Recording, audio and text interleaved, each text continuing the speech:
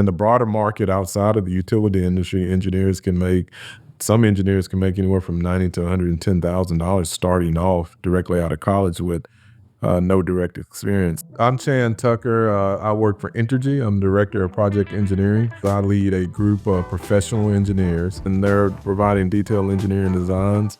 So we have civil engineers that's doing like structural analysis. We have electrical engineers that's making sure everything is electrically connected correctly.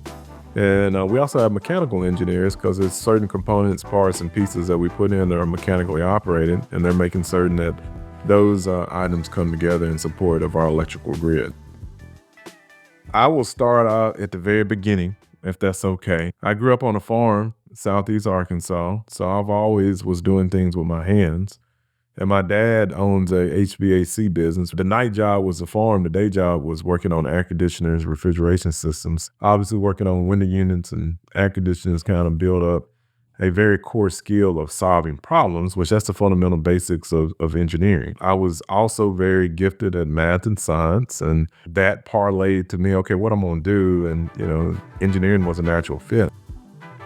You will get assigned a project, and you'll be part of a project team. It's very important to understand you won't be working by yourself. So one of the things to be successful if you pursue an engineering degree is you have to not only have strong reasoning, problem solving skills, but you also have to have very strong communication skills because you'll be part of a team. Once you're part of that team, you'll be assigned a project to go out, and you have to develop what's called a scope of work. What does it take to satisfy that scope? So that team, you would go out on the work site, gather your notes, take to see what components, parts, and pieces needs to be done in order to satisfy that scope.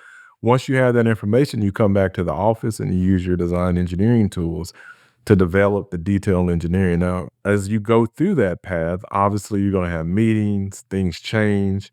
There's other team members that may have questions to make sure they're aligned with you in terms of how you're thinking through your final design. It's a very cool process to see. Some projects may last 5 weeks. Some projects may last 2 years. It depends on the size and scope of the project that you're going to be assigned to and working on. Anyone that's interested in pursuing an engineering degree, you have to have an interest in math and science. Once you have that box checked, if you will, I think you have to have an interest of seeing how things are put together. How do they work?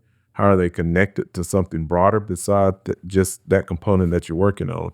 So I think those are the two things in terms of self-interest. Then the next steps is to make sure you're making good grades.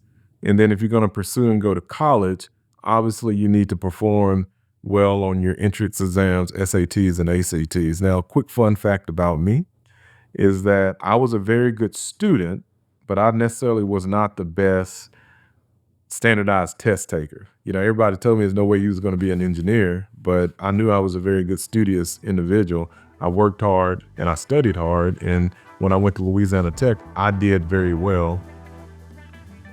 We start off engineers anywhere from $70,000 to $90,000, depending on what discipline they come in. The broader market outside of the utility industry, some engineers can make anywhere from $90,000 to $110,000 starting off directly out of college with no direct experience. So financially, it is very rewarding. But I think beyond that, I think if you have the interest and the desires and that's something you want to do, I've always tell young people the money will naturally come if you find something that you enjoy doing.